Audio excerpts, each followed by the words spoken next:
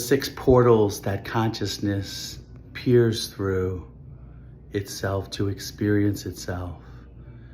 You see the infinite being, the impersonal being, consciousness itself peers through these six senses to experience itself as itself, its oneness, its unity consciousness. The six senses, seeing, smelling, tasting, touching, hearing, and thinking. There's your senses and consciousness, impersonal consciousness, impersonal beingness, if you will. Look in your own experience to see this is true. It peers through all of those senses to experience just itself. There really is only just this.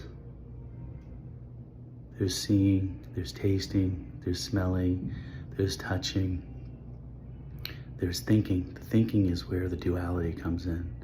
That's just the mind creating a separate self, creating thoughts, and you're identifying with these thoughts. It's like a mask in over you, this me character, this mind, these thoughts. But removing that and realizing that you're not your thoughts, that you can witness your thoughts, that the true you is always here. It's always just this. It's always ever been just this. You just misidentified this aliveness, this seeing, the smelling, the touching, all of that. You've identified that as a separate me character that's limited. Anything that's limited can be attacked, and that's where the fear comes in.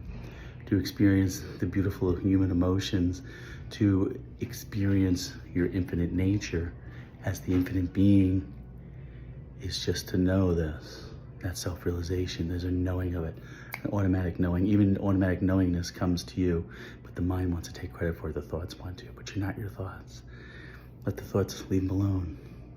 Don't believe these thoughts. Of course, the practical thoughts, like go get something to eat, or go to the store, or anything like that, that's practical thoughts. So the mind and the thoughts are good for that, but it's not to be used to identify your true nature. We need to realize that we are the infinite being, limitless, all-powerful. We create our own realities. The thoughts come and go. That's a thought world. But we're always just right here. We're always in the now. There is no time, there's only now. It's just this. And so live life to the full. Experience as you always have. Truth is, we're all remaining as the infinite being anyway, all the time, the ever-present beingness. It's always here.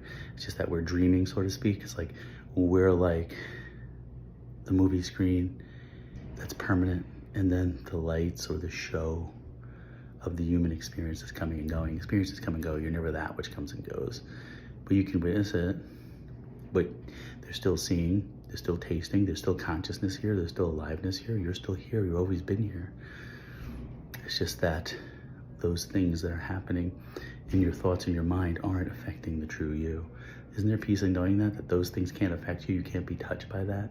You're always just the peaceful, blissful, infinite being, the impersonal being, the attributeless beingness. Can you stop being now?